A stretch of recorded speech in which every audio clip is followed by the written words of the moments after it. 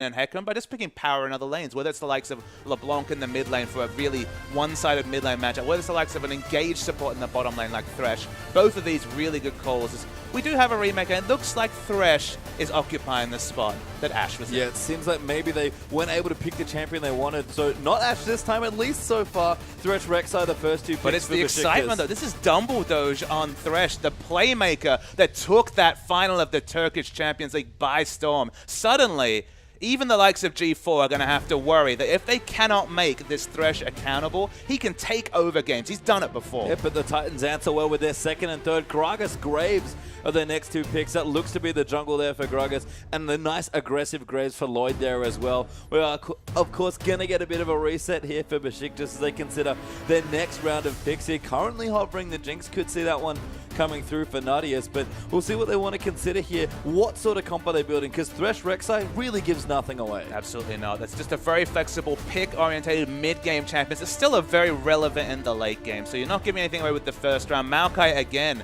just a very standard meta pickup, deals very good with disengage, has very good peel, can engage. Maokai does everything you can opt. Jinx into Graves, not the ideal laning matchup, but we've already said Beşiktaş have that penchant for a lane swap. Get the lane swap in this game. Suddenly Dumbledore can be so relevant in other lanes. Suddenly you get the freeze going on in top. I feel like Beşiktaş already demanding the lane swap with the 4 champions they've picked up. Yeah, Maokai, Jinx are their selections there for their last few, as we're going to see what the Southeast Asia side does want to take away for their last 2 in this draft.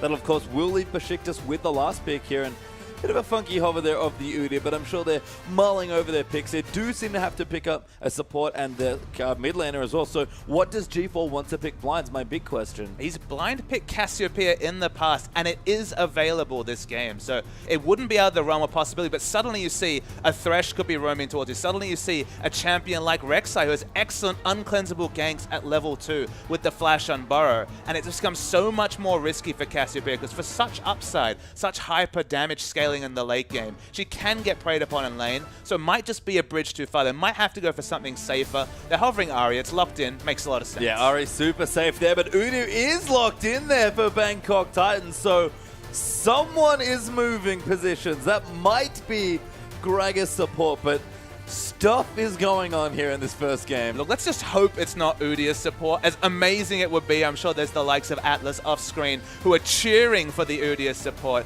Not a lot of lane presence coming through from the fiercely melee Udyr. We've seen Gragas support, I believe, in the LPL recently, so there are people that are trying to throw out the Gragas support. That was PYL, I believe, from LGD playing the Gragas support, but he played Bard, so maybe we can't do too much. I don't know if we can trust PYL, unfortunately, but it's interesting. It's very ambiguous, of course, given that none of these champions look like standard supports. I mean, even Ahri could be a support at this stage of the game, but I mean, he's not going to be, but could.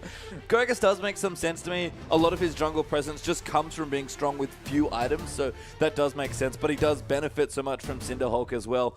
We'll see what Beşiktaş want to do. They've certainly been thrown for a loop here with the Udyr being locked in for the Bangkok Titans, and again, sort of running out of time. Take Nidalee away for energy at the last second. I think Nidalee is a big pickup for them. It's one of his comfort champions, not necessarily wave clear, but always poke orientated or the wave clear. Goes for a little bit of both with the likes of Nidalee. Melee range wave clear, but massive poke coming through. This is another champion that he played during the Turkish Champions League final. A lot of comfort coming through for Beşiktaş, coming in the favorites, playing comfort champions. Things shape up for them really well, especially if they can get that lane swap that we've already driven the point into the ground about. Lane swap for Beşiktaş, and they have a huge advantage strategically coming into this game. Yeah, but it is the Gragas support from Bangkok Titans we have to think here. We're going to get G4 on the Ahri and 007X. Well, oh yeah, picked up Gragas, got Sejuani banned against him. Definitely changing up to the Cinderhulk standards. Nope, straight into Udyr. Which actually makes sense, because it's sort of like a really aggressive Nunu. We wondered where he would go with this tank meta that he's so accustomed to. He was great on the Nunu. The Jarvan's falling out of the meta, and in general didn't look that impressive on the champion. Probably knew he had to pick up something other than Sejuani, because Sejuani is such a popular ban. Goes to the Udyr. We've seen other people dipping into the Udyr well. We know what he can do. He can be so annoying in the early game. You just worry about late game. Just so prone to getting kited. The likes of Thresh, very strong with the Flayans, any sort of disengage. Not able to wade through the box either. you feel like Udyr is kind of a very risky pick. It feels a bit like LeBlanc on patches like 5.7. If you get a lot of work done early, get super tanky in the late game with already an objective advantage, Udyr can look like an excellent champion. But if Udyr falls behind as a fiercely melee champion, he just has those situations where he just doesn't really do anything. I mean, for me, you definitely pick Udyr as a jungler just to basically pressure the other jungler. Your ganks are a little awkward given that it's bear stance only. But you do... Sounds like Nunu. Yeah, exactly. That was the thing. He's aggressive Nunu. You get in. Nunu kind of walks into camps. He stays safe. He snowballs you. He eats your creep, and then he walks away and just keeps track of the jungle. Udyr does the same thing, but instead of walking in and snowballing you, he walks in and kills you. Absolutely. I mean, we can all dream of the likes of Poacher's Knife, Udyr coming through, but that's the playstyle we're expecting, even if we don't see that particular jungle item picking up. A lot of appearances in the enemy jungle, as I believe we have another champion adjustment. We do. It seems that players are having some trouble maybe selecting their champions, but it was actually Vladimir, not the Nidalee, that was the last pick coming through for Beşiktaş. So that does change things up quite a bit, actually, for the Turkish lineup. I mean, it's just so much late game power coming through. Do they want to isolate this lane? I'd still say probably yes, even though Vladimir going to struggle in the early game against Ari. It's always the Hextech Revolver and moving towards level 9 for a bit more lane presence. And in the late game, Jinx Vladimir, you don't need to say much more than that for damage. A bit of an assist coming through from the likes of Maokai and Rek'Sai, but it's definitely going to be two massive damage threats coming through for Beşiktaş. Yeah, I mean, just take a step back there and think about that combination. Hemo Plague plus the Jinx ultimate's already enough, but the fact that in rocket launcher form, you get AoE as well, potentially AoE crits coming through. With 12% more damage, of course. Not too bad, as it sounds. Yeah, I mean, Infinity Edge into Hema Plague is a disgusting combination when the critical strikes come through. 250%, 12% bonus on top of that. Not exactly sure how that interacts, but we're talking about 280% crit damage. We're talking about a lot of damage from the Jinx. So the lane swap, that's the big question, though. I'm really going to be looking for that level 1. Suddenly, and it's worth noting, actually, that while it doesn't take the Smite in this case, you would feel that if they got into a lane swap, Smite would really help out the Hecarim so he could actually pick up those jungle camps easier, but going for the laning option in Ignite. Yeah, I mean, we've seen this already, I think, as well. It was just Swiper, I think, from the Chiefs who took away that Smite, adapting that new Cinderhulk style that we've seen in the top side. But Ignite, it makes sense. These teams, we've kind of characterized them already. Aggression seems to be the name of the game for a lot of them. And with Hecarim, we talked about his early game can be a little bit awkward sometimes. Why not just get a little bit more kill pressure to help you out in the early stages? And doing my research on these regions, some regions just don't pick up the Smite, whether they're not used to it. Of course, Flandre bringing it onto the scene in the LPL only about 2.5 weeks ago. It's a very new thing to adapt to. I just feel like having that challenging Smite opens up Hecarim to fulfill his role in teamfights so much earlier. Challenging Smite onto an AD carry doesn't matter if you don't have the burst damage from Trinity Force. You can still occupy all of their time. Well, we'll have to see how it shakes out as we are onto the Rift here for Bangkok Titans versus Beşiktaş C versus Turkey here for the International Wildcard Invitational.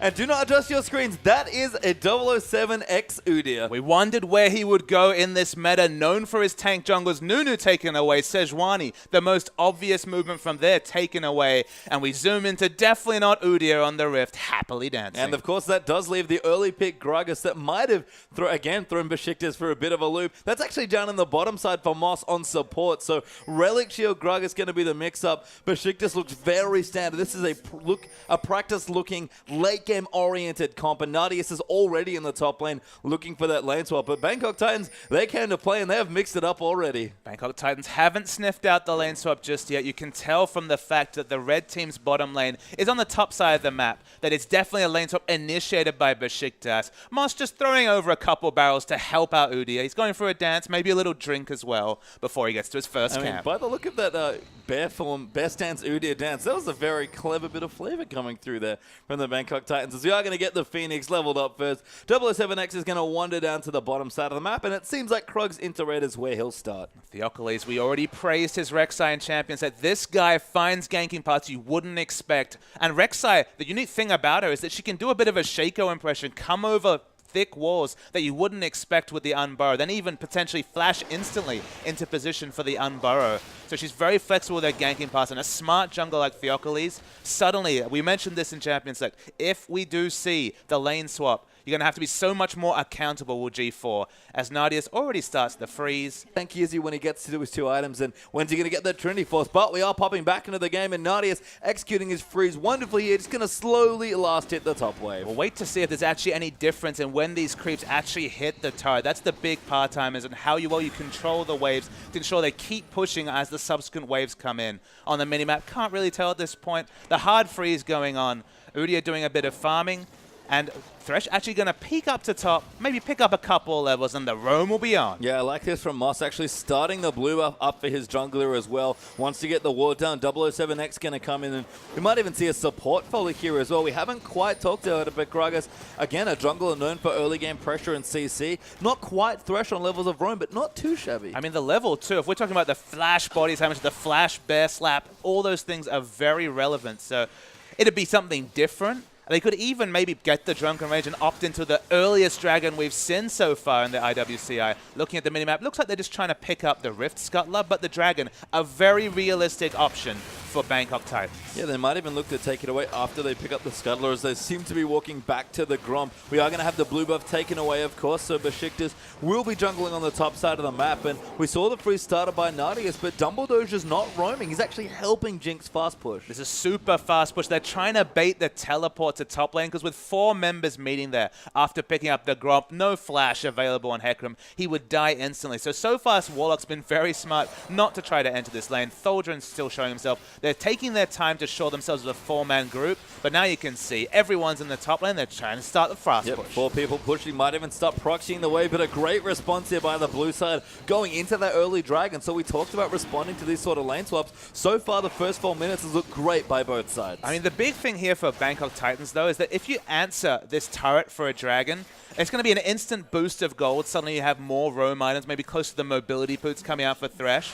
It's going to be more gold in general. And if you can't answer the turret, you're going to have a situation where when the swap comes back, when we see the likes of Nadius and Dumbledore's coming back to the bottom lane, you're going to have to really overextend with a no-flash top laner like Hecarim, and that's where the wraparound ganks will come from the likes of Theocles, who can already be very creative with his ganking path. So this turret will fall down very, very soon, and the question will be, where did Beşiktaş go from there? Because they're not so much about the single rotations. They're looking to back because this lane has started to push back.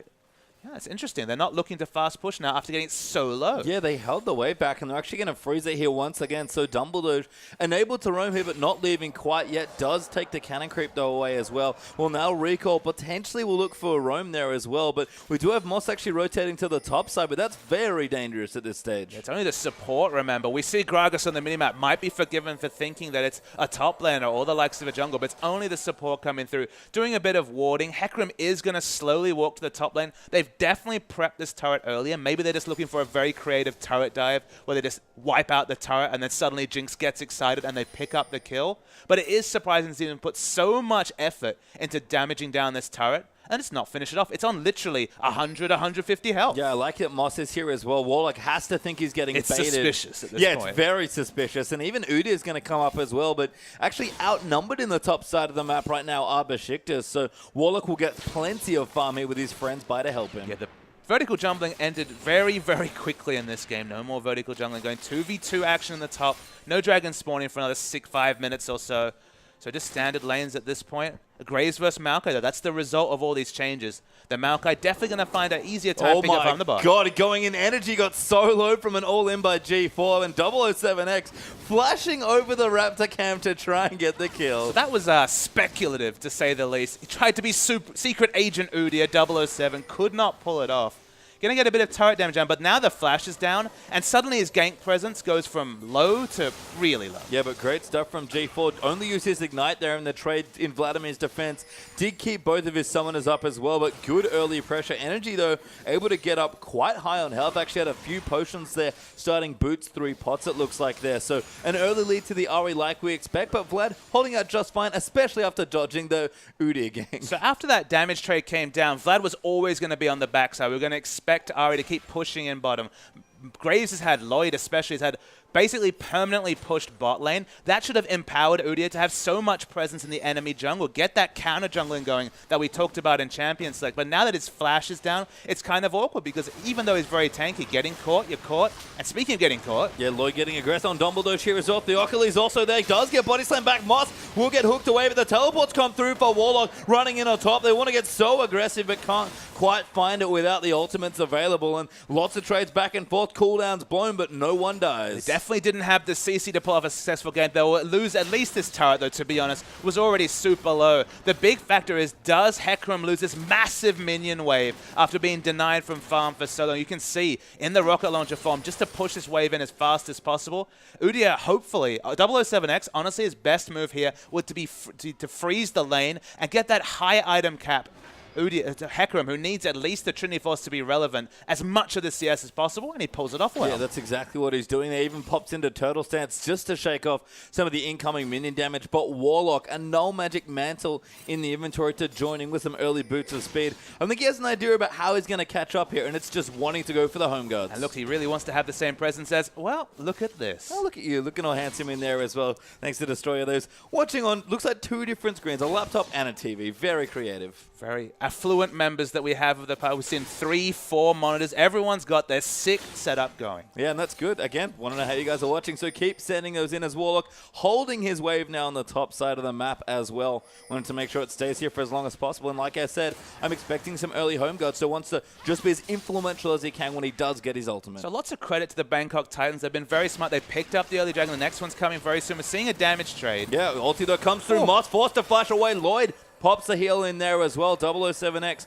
also now looking towards the bottom side of the map. Can maybe bait them in here. Now he's going to run in. Going. The Udyr's coming in on the best edge. Ulti already used. Moss dives in massively. Dumbledore's in trouble. Not going to get slow, but Lloyd needs one more auto attack, and first blood goes to Graves. They're even able to pass it over to Graves. Ideal in that situation. Tried to split the difference. Hoped they could get the double kill, but Nadius still had the flash rebel. Ari, though. G4 wants to dive in. Does have his ultimate going to go in. You have to think teleport come through now as well. Charm just going to miss, but they'll go in massive, wonderful orb of deception. Able to take out the kill, and Thaldrin now in trouble. Going to get doped by Moss. Gets the body slam in. Smite down there as well. 007X looking for the kill. Will go over to Udyr. He'll die in the trade, but a 2-for-1 and a turret for the Bangkok Titans. They weren't able to ideally pull off the the turret juggling, but they still pick up the kills, and the second objective comes through. They had the dragon already. Next one in 35 seconds. If they can put up a bit of vision, shop with the massive influx of gold they just picked up, they will be an excellent spot to secure this second dragon. Great movement back from Warlock. Had the wave frozen in the bot, so transition to the mid lane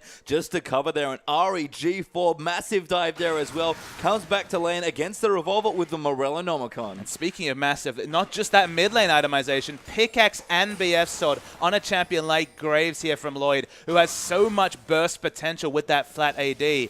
This Jinx will eventually get to the point where she has a lot of flexible options when her trading starts to get strong against Graves, when she picks up the range on her rocket launcher form in general. But at this present point, has to respect the power timings coming through from Lloyd. So Bangkok Titans jump out to 3-1 in kills. The turret's tied, of course, after the early pushes coming through, and only a slim lead here for Bangkok Titans.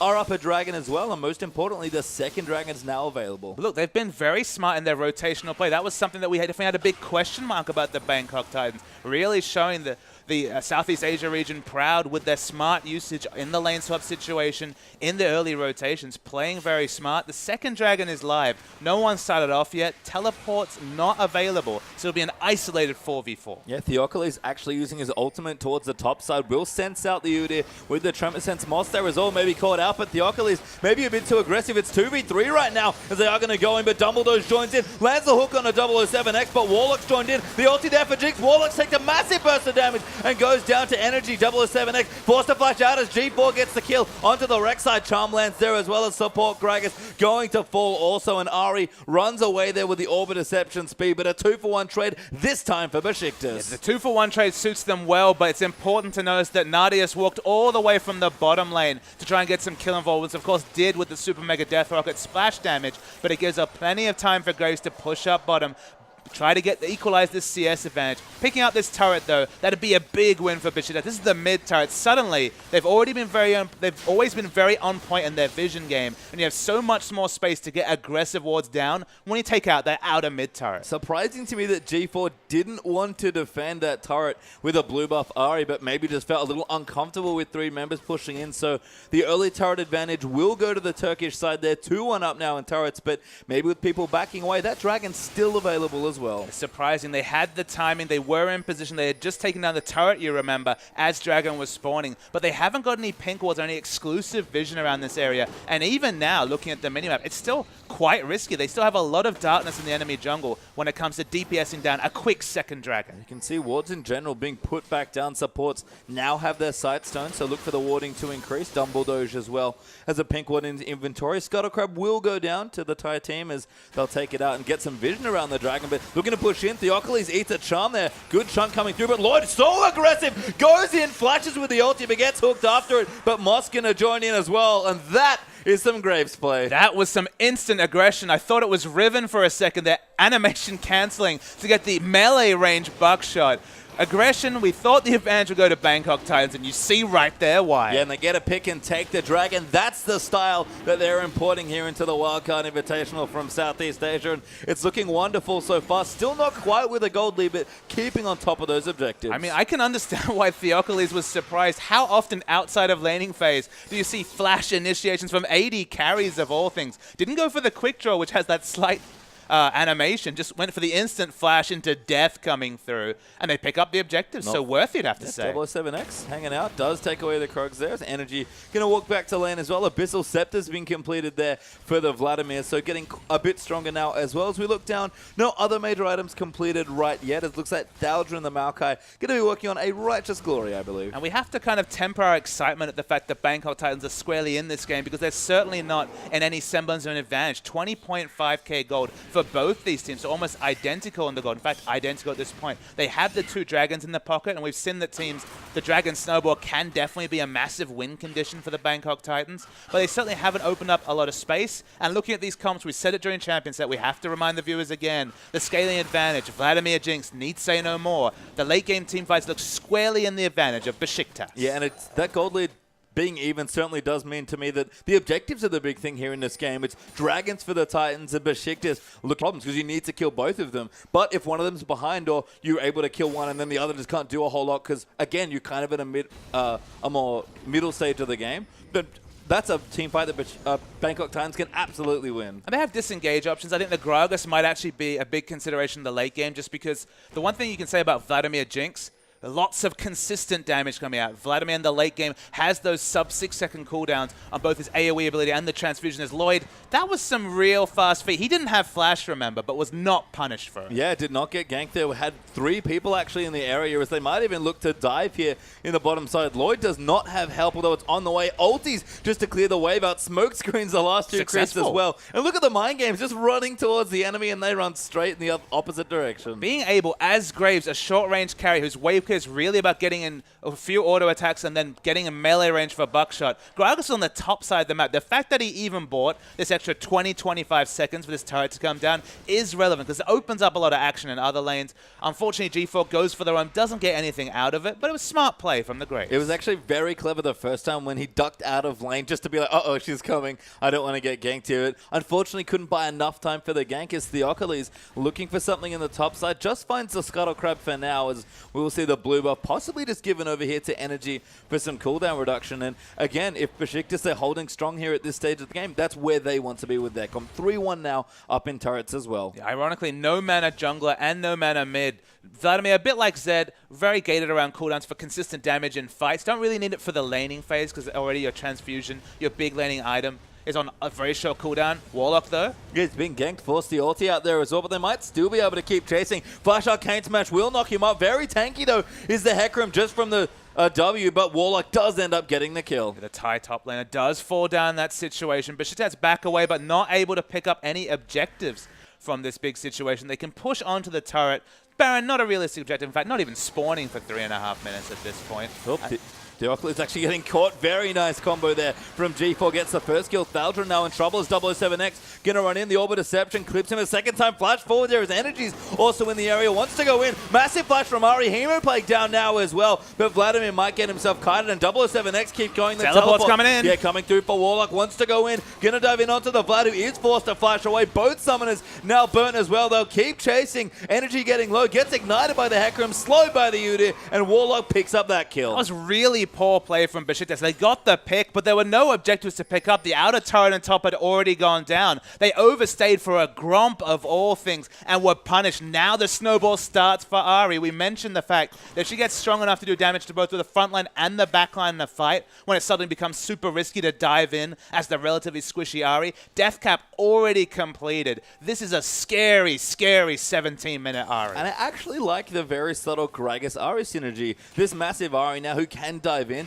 If anything goes wrong or you just need to separate someone, Gragas Ult's a great tool for an Ari that's now very short range. And that's just kind of the happy thing that's come out of all the Gragas changes and nerfs that come through, is that people finally appreciate the explosive cast for its utility, not as AoE 1 AP 60-second nuke that it was originally. Suddenly you can use it for disengage. That's why we see the rise of the likes of Lulu, Nunu, Gragas comps with the likes of Jinx or other hyper carries. You can use it in jungle ganks just for displacement, either offensively or defensively. It's such a unique ability. It has so much utility in both a winning and a losing team fight. The Gragas support, it's a bit of a mind game, absolutely, but it can be very useful. Yeah, it's looked great so far here. As aggressive wards being put down by Bangkok Titans as well. One's going to spot Jinx, maybe even walking just down the lane. Lloyd coming back. Infinity Edge Zeal there for the Graves as well. And you can see why the Bangkok Titans are trying to get vision on the right-hand side of the map, because that dragon, he's back in 35 seconds. Important to note, no teleport for Hecarim, so they're going to have a difficult decision here with the Bangkok Titans. The third dragon, especially with a Hecarim comp,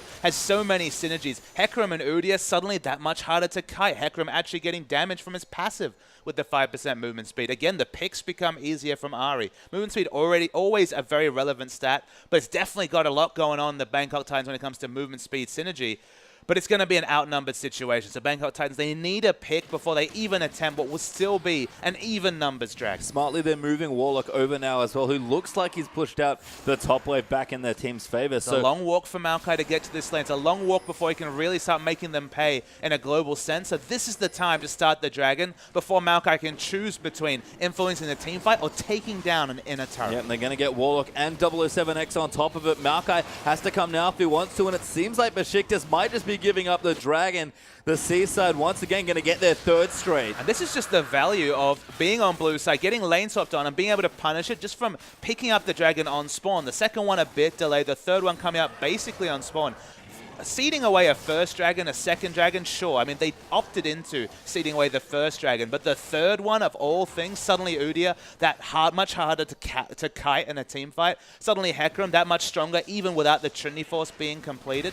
They're giving away a lot of advantage here to Bangkok Titans, and answering it Beşiktaş with an enemy blue buff. Not really the biggest, especially onto Theocles of all champions without any resources. Well, we already talked about it. They don't really have a good blue buff person anyway. Jinx would have been the best if she was in the top side, but currently in the bottom, farming the rest of the waves. 007X going to take away the Scuttle Crab there as well. He's getting spotted out here. The Tremor Sense maybe being tricked ever so slightly, but Warlock going to check the bush and finds a Maokai instead. Going to start the team fight there. They'll fight very tanky, but Moss rotating in as well. 007X wrapping all the way around the top as well. Thaldron gets knocked up. Ultimate used there as well. They want this kill and they'll try and take it. No flash here from the Maokai, and he will go down to Moss. Beşiktaş always have members in this blue side jungle of Bangkok Titans with no objectives to take. It's a fourth kill they've picked up as a bonus, you'd have to say. Hecarim doesn't get the kill credit, but again, the snowball continues faster towards that Trinity Force.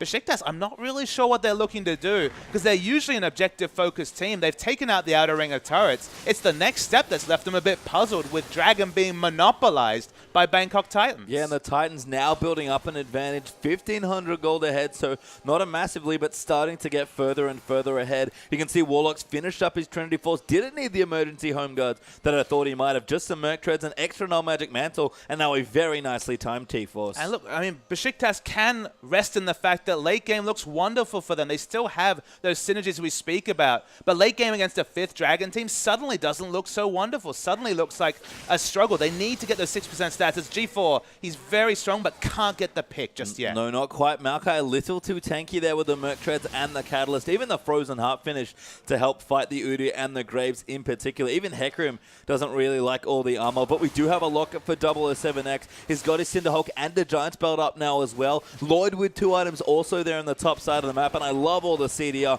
coming out from Moss. We mentioned the Bangkok Titans need to really put their foot on the gas in the mid game, and they're doing so right now. That's the 3rd turret now to equalize. So many of the wing just being hit. 007X. Yeah, gets hooked up. They're knocked up as well by the Rek'Sai. Warlock gonna dive straight in, and Moss goes in as well. Nadia's getting chunked up by the Ari. Goes down, and 007X still alive finally. Falls there as well, but Energy getting run around as well. Lloyd's gonna join in and just poke away as Ari is kiting through. The flags fallen though. That's the 2 threats there for Beşiktaş. Take out the Ari, giving Maokai a shutdown, but Thaldron getting chased out. Almost gonna die to the crits. Double kill there goes to Warlock, and the tree falls as well. That's 4 for 2 in favor of the Titans. Yeah, 4 for 2, and at this point in the game, Graves can still be super aggressive. So Ari and Graves, dual assassins with their item timings.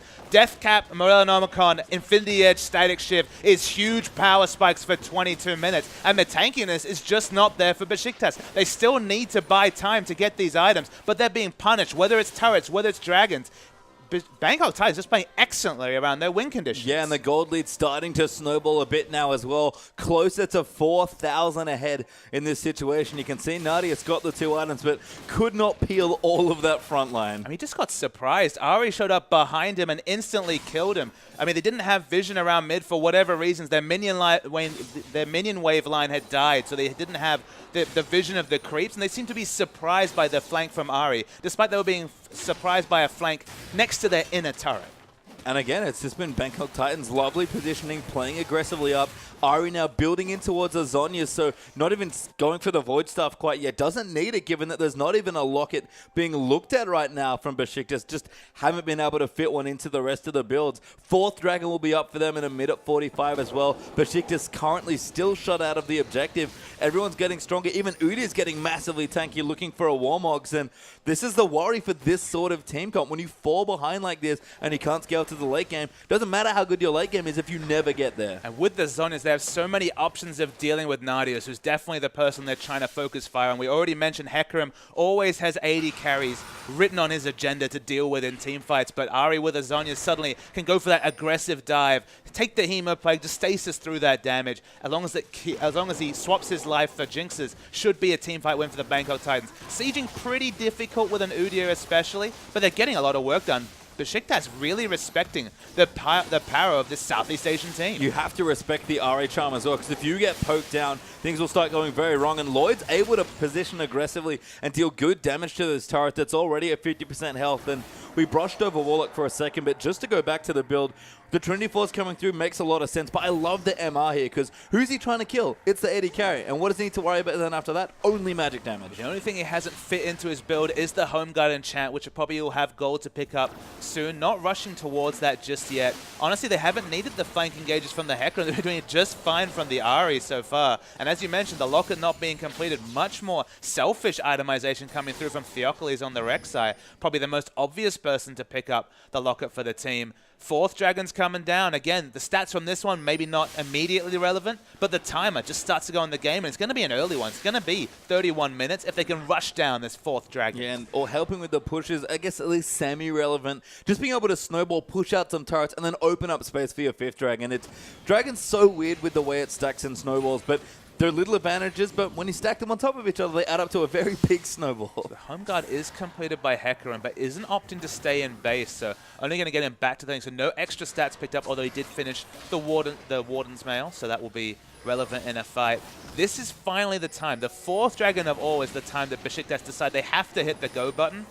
But do they have enough to win a fight? I mean, Moss has his ulti. He might just disengage, or they maybe want to fight. They are going to start in there. Dragon getting low. They're actually going to go for a bit of a 50-50 in the backside. Dragon does go to Beşiktaş, but energy, he's already down. Nadia so firing away from the backline, but the front line is melting for the Turkish team. Hook going wide there. 007X on top of the Jinx. And I'm sorry, Nadia, you have nothing left to live for as the support gets another kill. And this team comp from the Bangkok Titans is really exposing one of the few weaknesses of Jinx. We've seen Jinx first pick picks. We've seen Jinx priority in multiple regions. When you have the world's tankiest front line, the likes of Udyr, the likes of even support Gragas, which is very deceptively tanky from the support realm, you don't get excited. You're just a no-escape AD carry that dies instantly. And going for the Baron now are Bangkok Titans. It's going to go down swiftly here as Dumbledore, the only man around that can possibly contest it, but he's not even going to make it to water while it's alive, I don't think. Nope, I tell lie, he goes in, doesn't throw the hook out though, and Baron goes to the tie side. So the smallest of advantages come through to Beşiktaş. They do pick up the Dragon. We're going to see the replay.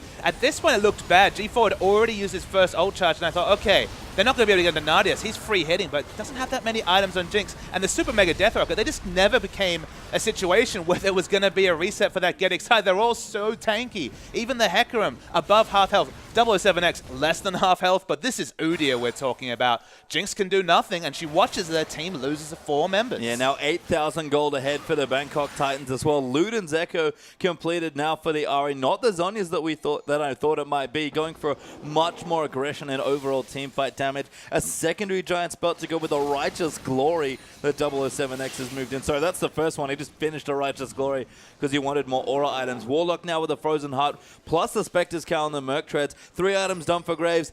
It is looking troublesome for Beşiktaş. It's grim reading for this Turkish representative, the home team we have to remember across the map.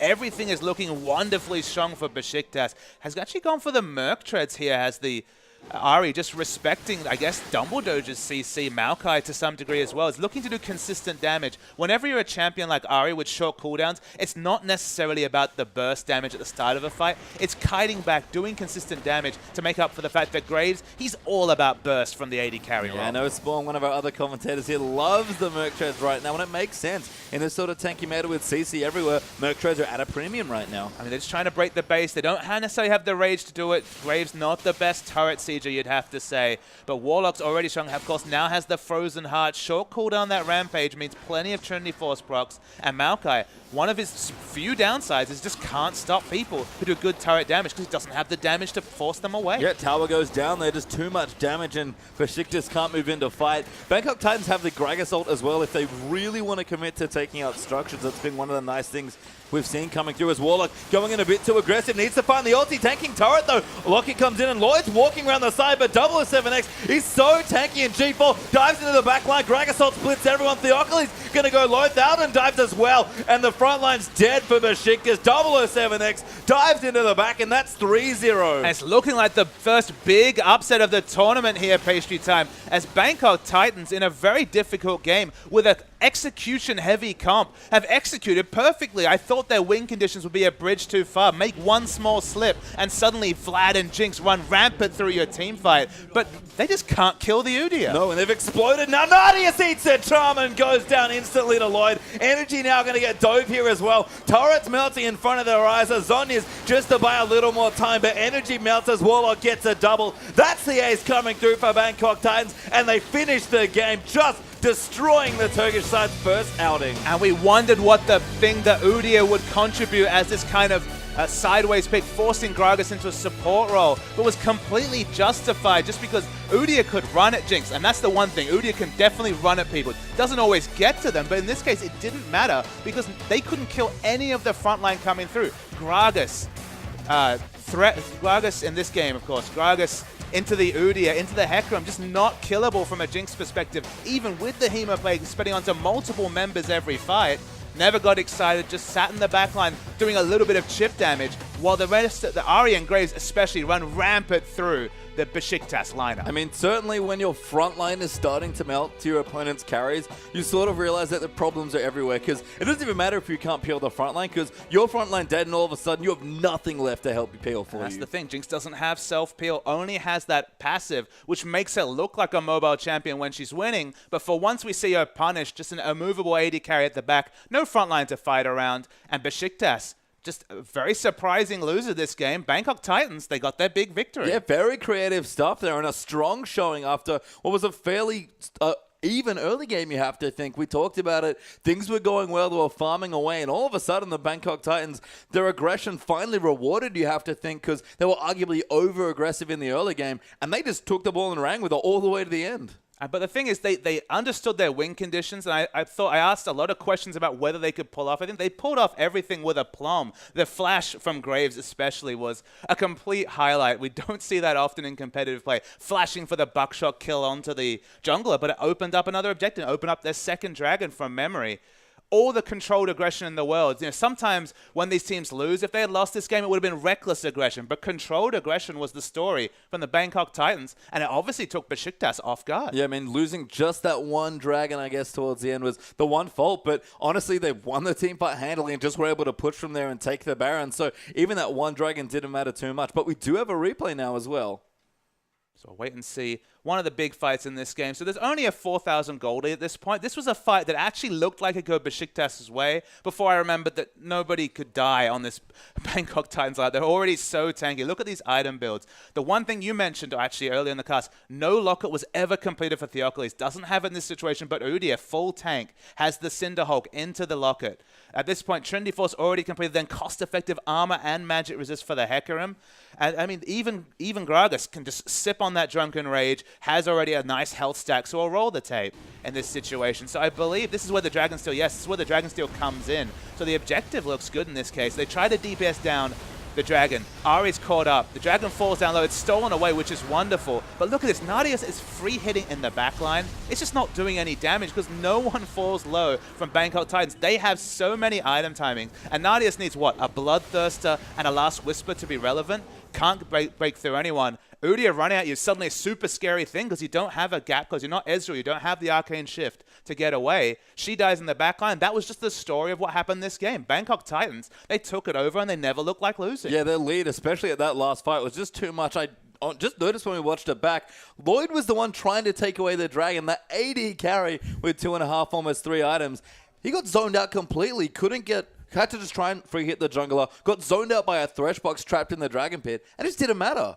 I mean, look, if the AD carry roll doesn't work out, there's plenty of other roles where you can flash in aggressively and blow people up. But man, he made Graves look good. Reminded me of actually Pinoy shooting onto the scene for Gambit Gaming and showing a lot of aggression against Double Lift of all people earlier this year. Much the same story here, just so much aggression on the Graves that we don't expect. And Graves is a very early pick in multiple aggressive regions just for reasons like this. If the game ends early, if it's not relevant that you're a 525 range AD carry who often has to use his only steroid defensively, if you can just quick draw, or in this case, flash in and blow people up, it looks great. It does look great, and I think for the Bangkok Titans, other teams will look at that game and I think have to feel quite afraid. Not only did they mix things up, and I'm going to say it, maybe trick Beşiktaş there in champs, like with the Gragas pick, at least open themselves up to a really cool flex pick there in that draft. It's not just picking the wacky things and, having some fun and having a good early game. They executed wonderfully in the end, but we got them straight to an interview.